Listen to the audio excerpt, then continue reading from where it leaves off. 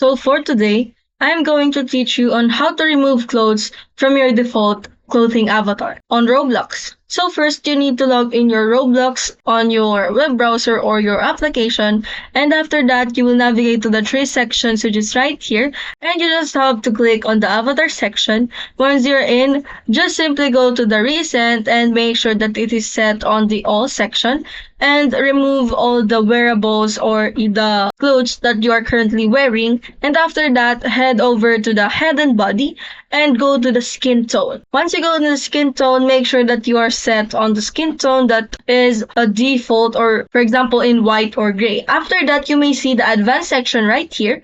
You are going to click on that and under that you will see skin tone by parts, which is the head, torso, left and right arm, and left and right leg.